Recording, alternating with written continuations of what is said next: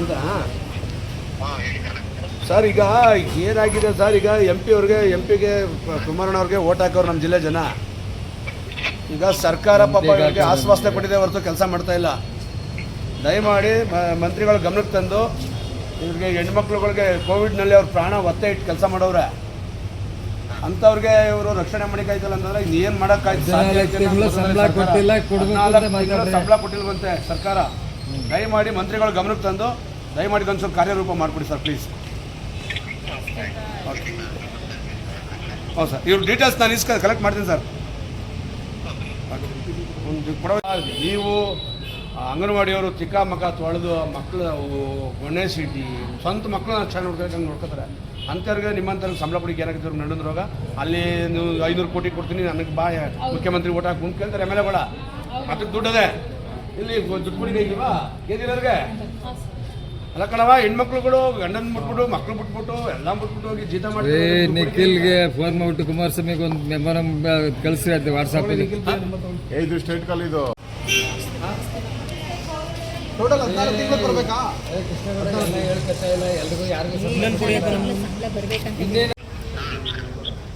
Sir ನಾವು ಜಿಲ್ಲಾ ಕಾರ್ಯದರ್ಶಿ ಜ್ಯೋತಿ ಅಂತ ಮಾತಾಡ್ತಿರೋದು ಸರ್. ಈ ದಿನ ನಾವು ಮಂಡ್ಯ ಜಿಲ್ಲಾಧಿಕಾರಿ ಕಚೇರಿ ಬಳಿ ಮನವಿ ಪತ್ರ ಕೊಡಕ್ಕೆ ಬಂದಿದ್ದೀವಿ.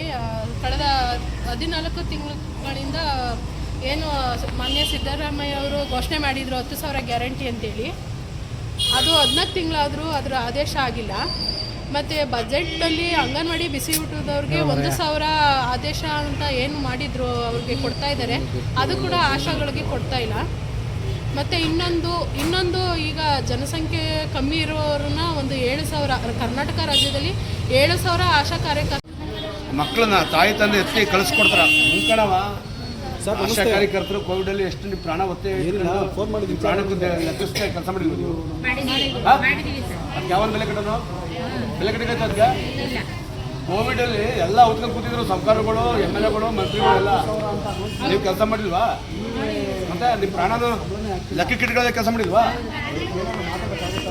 ಸರ್ ಇವಾಗ ಏನು ಹೊಸದು ಅಂದರೆ ಸರ್ಕಾರಕ್ಕೆ ನಮಗೆ ಅಮೌಂಟ್ ಕೊಡೋಕೆ ಆಗ್ತಿಲ್ಲ ಅವರು. ಅದು ಆ ಒಂದು ಆರ್ಥಿಕದ ಕೊರತೆಯಿಂದಾಗಿ ಇನ್ನೂ 7,000 ಆಶಾಗಳನ್ನ ತೆಗಿಕ್ ನಿಂತಿದ್ದಾರೆ ಸರ್. ಈ ಸಂದರ್ಭದಲ್ಲಿ ಸರ್ ಯಾರು ಸರ್ ಕೇಳಿದವರು ಇವೆಲ್ಲನೇ ಗ್ಯಾರಂಟಿನ